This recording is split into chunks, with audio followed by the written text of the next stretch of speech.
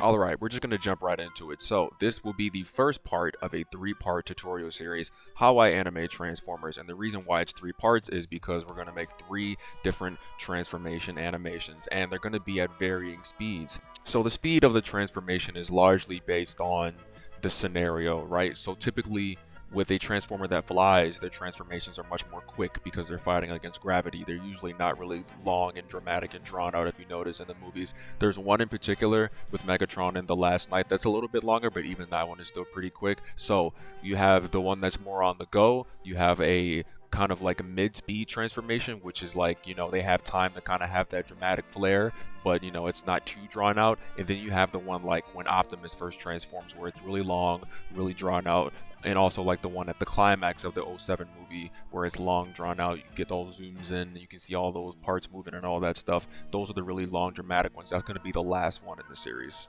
So for the first part of the tutorial series, we will be using the character DREADWASP. Now DREADWASP is an OC of mine. I modeled his second alt mode after a B-2 bomber. His other alt mode is a helicopter. We will be using that for the second part of the tutorial series. If you want access to the blend file as well as the fully textured and rigged model, you can find that on my Patreon. It will be linked in the description below. So we're going to start with the on-the-go transformation, and I'm going to show you how I went from this right here to the full transformation you can see right here. Alright, so we're going to look at the blend file real quick. So if you look right here, I have a very basic camera setup, a linear movement with some camera pans and tilts. And so a lot of my longtime Transformers fans will probably recognize the reference in this shot here. It is the shot from the '07 movie where Megatron lands on Jazz. So a big part of this process is not getting caught up in all the totality of the piece, it's attacking it in chunks. And the first chunk we're going to start with is where are we starting, where are we ending. So we're going to look at that right now. So we're going to take a quick look at these movements right here before we get to the actual animation. So I'm going to slow it down for these points. We're going to start here, you're going to come in, that's your starting point. It's going to come in even more, you're going to have the camera shake, it's going to bend around the building. It's going to spin while it's transforming. Then we're going to start with, it's going to curve downwards after it goes up, and then it's going to land. Okay, so 6 very basic movements. So this is what it looks like without all the transforming pieces when I'm just working on the pose. So the very first step you want to do is get those movements down with just the basic body poses. Don't worry about the actual transforming pieces yet. We're going to get to that portion. Just make sure your starting and your ending is where you want it to be. So we're starting it in the air, it's going to land on top of that block there, and that's your starting and ending point. So as I stated before, with the on-the-go transformations, the ones that are kind of really fast and quick, you don't, because of the motion and, you know, motion blur being a factor, you're not going to see all the parts, you know, slide into place perfectly or whatever. So what I try to do is get a nice shape, like a nice quick shape. So what I did is for the internal chest pieces, I wanted to have them pop out and then slide back in as like just a quick movement that you could notice, like, oh, they're coming out, they're forming a shape, and then they're going back in. So if you see here, I kind of move it outwards, you know, and then those other extra pieces are parented to it, so they move with it as well. So basically what I did, if you look here, if you look at it come around, you see them pop out and slide back in. So that's a touch I wanted to add. And I also wanted to have one of the guns, like the hand cannons, come out as like a sort of, you know, he's transforming and he's like ready to go right into action. You know, he's perched up on the top of that tower. He's ready to shoot whoever might be nearby, you know, so it's kind of active in that way. So now we're going to get to a part I call mechanical satisfaction. It's like basically what it is you have a movement, you have a bit of a follow through, and there's kind of like a snapback motion that conveys that it's a piece of machinery and that it has weight.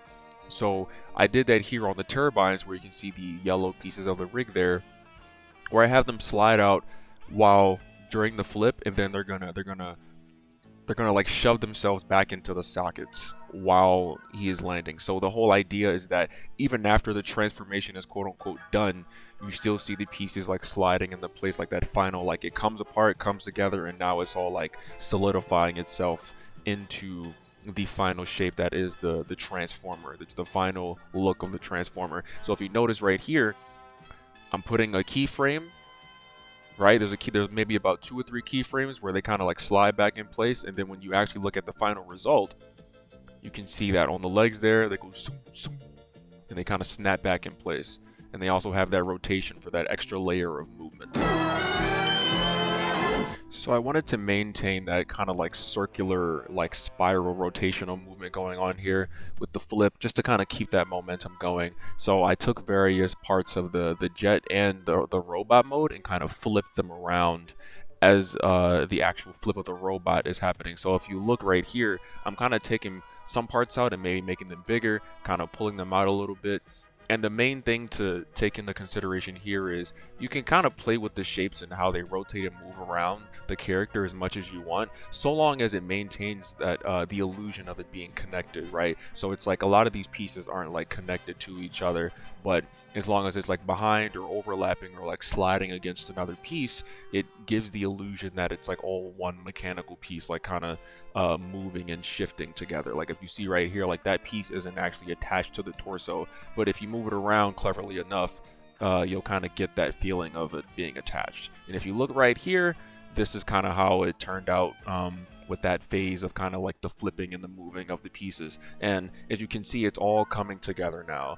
You know, we don't have the alt mode pieces moving yet, but we're getting there. That's going to be the last step. So the last step for me is typically animating the alt mode pieces, and the reason why that is because usually the majority of the alt mode pieces will disappear inside the actual model itself.